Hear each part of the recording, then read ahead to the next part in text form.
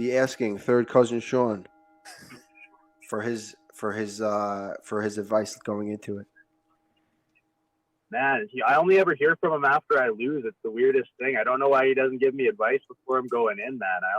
Whenever I lose a fight, he's got a lot to say, but it's just radio silence from the guy if I win or before a fight or anything. So does he have some valid advice at all? Do you want me to read it? Yeah, let's hear it.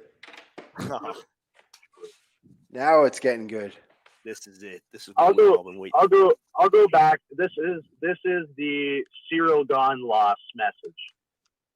Please take this with a grain of salt. You need a third fight game plan, because that was my second fight in UFC. If you don't get first round, need to take round 2, or you're obviously looking for a KO round 3.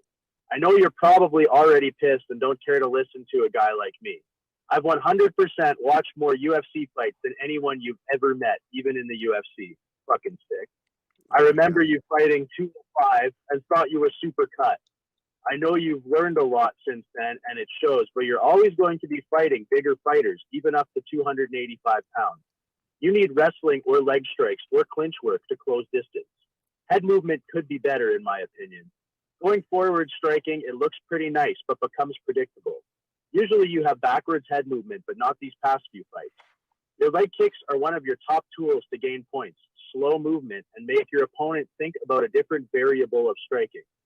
Since Hague, you've kept your chin tucked, and if you can rely on your movement, you could rip the inside. Seems like when you get there, you push your feet back. I'm here for you, bro. I am cheering you on. Just probably the most hardcore MMA fan in Alberta. No problem telling me to fuck off. And your brother is actually a savage. I don't know. And then I replied with, take this with a grain of salt, too. Suck my dick. You've never done anything.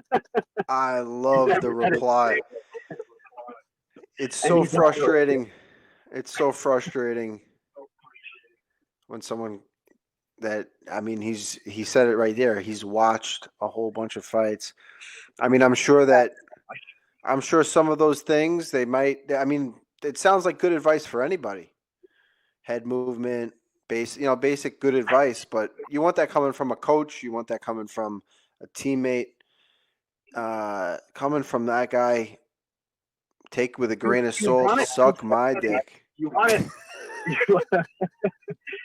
it from somebody who actually knows what they're talking about. You can watch fights and you can understand on a surface level what's happening. You know the moves, you know what the guys are doing, or you know what submission that was, or what kick that is, or if that's a good position or a bad position, but you don't actually know what's going on. You don't.